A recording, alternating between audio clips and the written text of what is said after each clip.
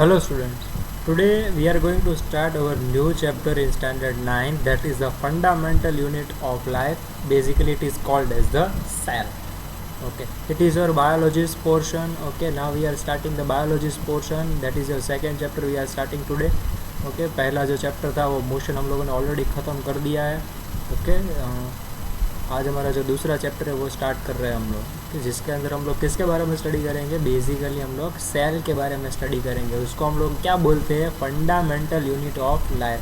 There is everything in this universe that are living that has the smallest part that is called as the cell.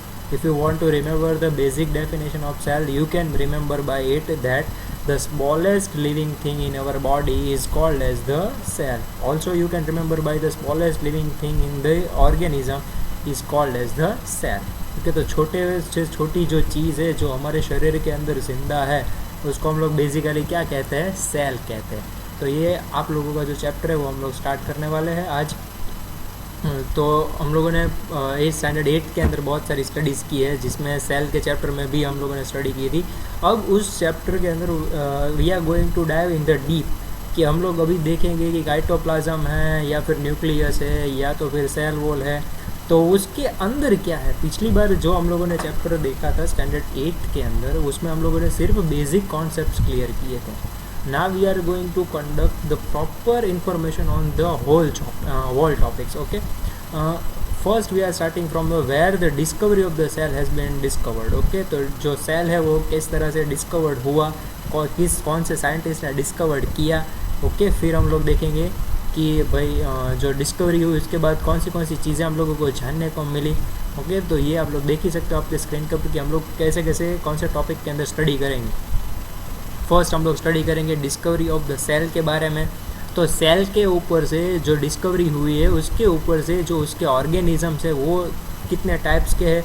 तो there are 2 types of organism by the cells individuality. That is first one is the unicellular organism and second is the multicellular organism.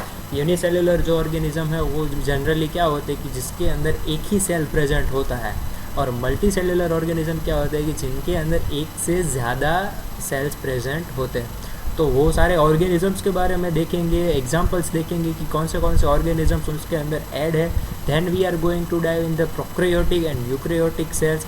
तो prokaryotic cells क्या होते हैं, eukaryotic cells क्या होते हैं, कौन से प्लांट के अंदर होते हैं या तो फिर एनिमल के अंदर होते हैं, उसके बारे में हम लोग स्टडी करेंगे. Then we are going to discover what is the multi cellular organism and unicellular organism. Also we are deriving the difference between the unicellular organism and multicellular organism.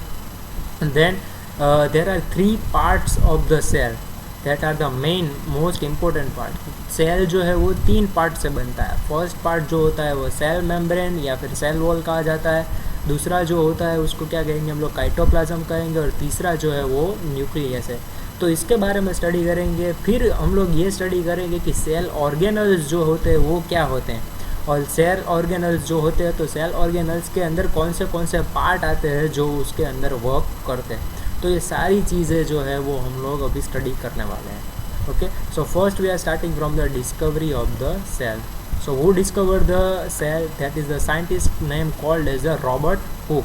Robert Hooke जो scientist थे उसने 1665 के अंदर सबसे पहले crude microscope से पता लगाया था कि भाई स्लाइस ऑफ कॉर्क उसने ली और उसके अंदर उसने देखा तो कोई कंस्ट्रक्शन यानी कि सेल जैसा उसको कुछ दिखा. सेल यानी कि कोई भी एक चेम्बर, सेल यानी कि कोई भी चेम्बर. तो उसको कॉर्क की जो स्लाइस ली थी उसने उसमें चेक किया माइक्रोस्कोप के अंदर, तो उसको इसमें ऐसे सेल्स देखने को मिले, चेम्बर जैसी कंस्ट्रक्शन देखने को मिली. तो उसको इस वजह से चेम्बर जैसी कंस्ट्रक्शन देखने को मिली, इस वजह से उसने इसका नाम क्या दिया, सेल नाम दिया. Okay, he observed as a honeycomb like structure and named them the cellule और सेल्स. तो यहाँ पर से उसने नाम दिया सेल्स.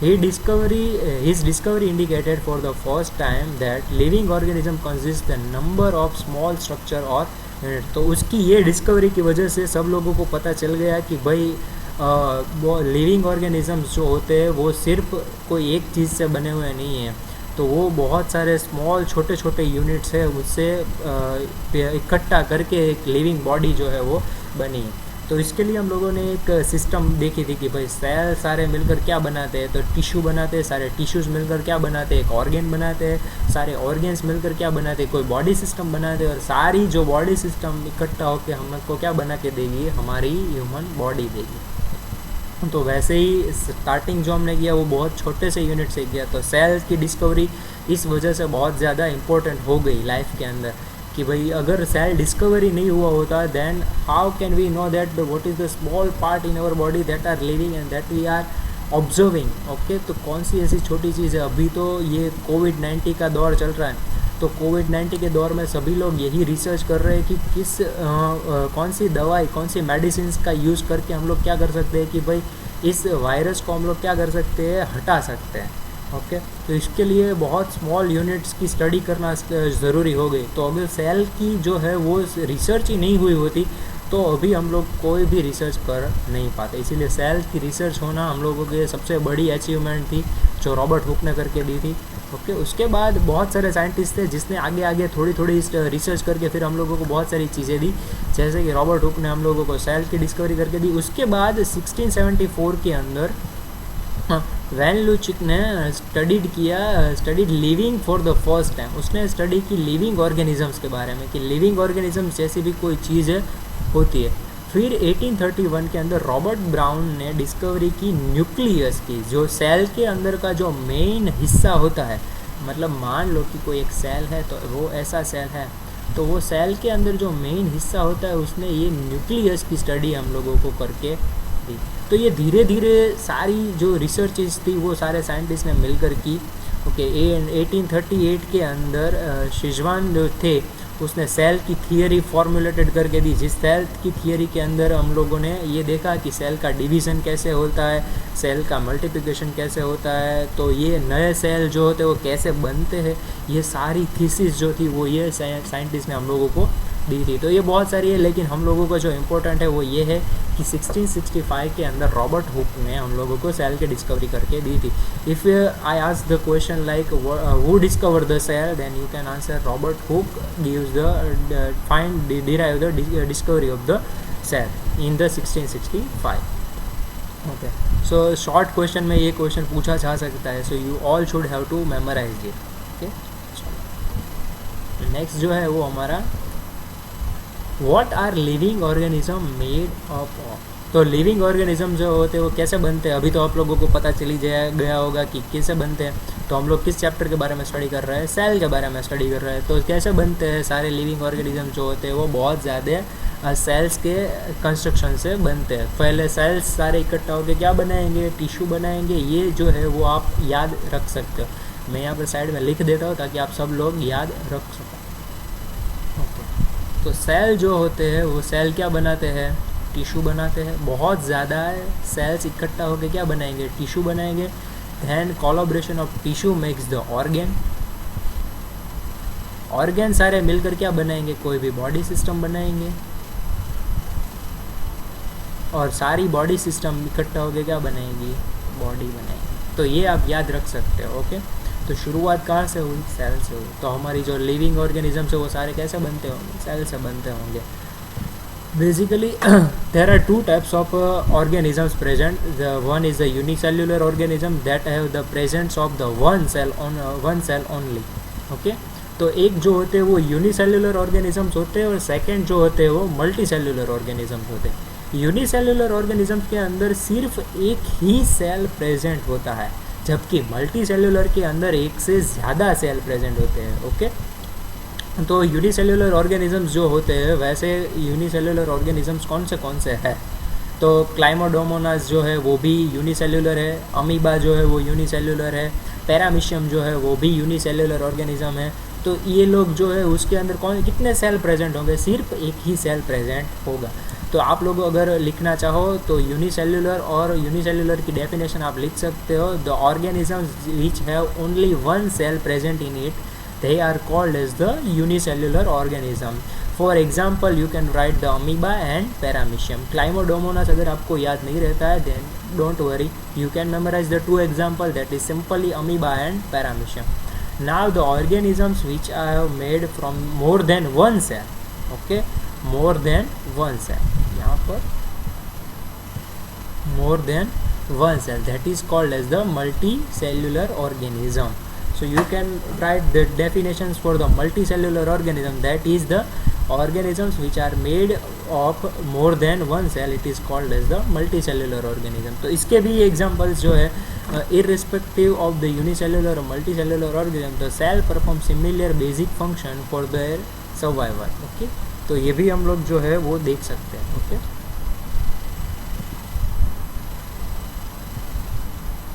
ओके, हम लोग देखते हैं नेक्स्ट टॉपिक में कि इसका जो डिफरेंस है वो डिफरेंस में हम लोग क्या कहते हैं.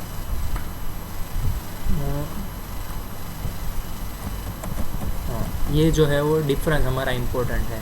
डिफरेंस में हम लोगों को दिया गया है कि यूनिसेल्युलर और मल्टीसेल्युलर सिंगल सेल से बने हुए हैं, बहुत ज़्यादा सेल से बने हुए हैं. सिंगल सेल्स जो होते हैं वो वही सारी प्रोसेस करते हैं, जैसे कि खाना बनाना, खाना खाना, रेस्पिरेशन की, एक्सर्शन की, ग्रोथ की और रिप्रोडक्शन की सारी जो प्रोसेस होती है वो कौन करता है?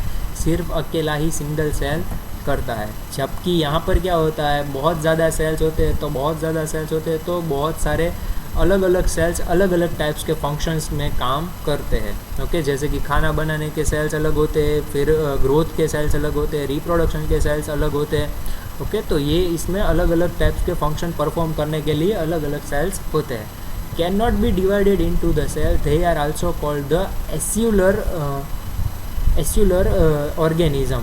ओके, दैट इज़ बेसिकली कि भाई अगर इसके अंदर क्या है कि कोई अगर सेल डिवाइड नहीं होता है, ओके, तो अगर कोई सेल इसके अंदर डिवाइड नहीं होता है, क्योंकि एक ही सेल है तो एक सेल डिवाइड होगा, और अगर डिवाइड होकर दूसरा सेल बन जाएगा then it is called as a multicellular. So इसके अंदर जो है वो सेल जो है वो डिवाइड नहीं हो पा रहा है. ओके, तो इस वजह से इसको क्या कहते हैं हम? एसिल्यूलर ऑर्गेनिजम्स भी कहते हैं हम लोग. ओके, इसके अंदर तो बहुत ज़्यादा पार्टिसिपेंट्स सेल करते हैं, तो डिवीज़न भी पॉसिबल है मल्टीसेल्युलर के अंदर. ओके, तो इसके एग्जांपल्स जो है वो यहाँ पर है यूनिसेल्युलर के अमीबा, पैरामीशियम, और मल्टीसेल्युलर के प्लांट्स, एनिमल और फंगल. ओके, तो आप लोगों को आज का होमवर्क का जो पहला क्वेश्चन है वो क्या है कि write the difference between, question 1 जो आपका, राइट द डिफरेंस बिटवीन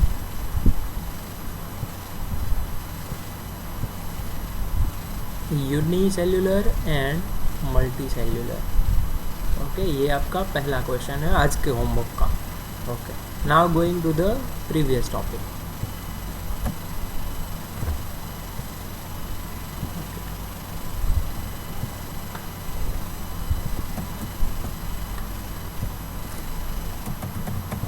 अब हम लोग देखेंगे कि what are the living thing is made up. तो हो गया गैजेट्स टू स्टडी सेल. तो अभी हम लोगों को सेल की स्टडी करनी है, तो हम लोग सेल की स्टडी कैसे कर सकते हैं? तो जनरली हम लोग सेल की स्टडी तो नेक्ड आई से तो देख ही नहीं सकते हम लोग, तो कैसे करेंगे स्टडी? तो हम लोग उसके लिए जो हमारा जो इक्विपमेंट है जो यूज़ कर रहे हैं उसको हम लोग कहेंगे माइक्रोस्कोप. तो there are 2 types of microscope present in the to study the cell. There is first one is the light microscope and second is the electron microscope. Light microscope जो होता है उसमें हम लोग मैग्नीफिकेशन की जो रेंज है वो 100 से 1500 तक की होती है, और इलेक्ट्रॉन माइक्रोस्कोप जो होता है उसकी मैग्नीफिकेशन रेंज जो होती है वो 1 लाख से 5 लाख तक की होती है. तो ये सारी मैग्नीफिकेशन की स्ट्रेंथ है कि कितना हम लोग जूम कर सकते हैं. मैग्नीफाई यानी कि जूम करना. तो जनरली हम लोग कैसे जूम आउट और जूम इन कर सकते हैं? We can use the light microscope and electron microscope. Okay,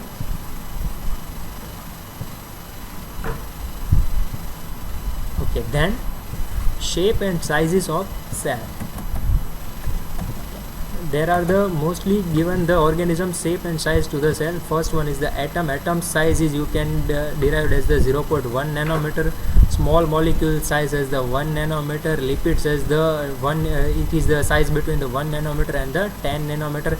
And these can be visible by the electron microscope. And now the light microscope can visualized by the chloroplast. Most bacteria, plants and animals and can be visualized by the using the light microscope.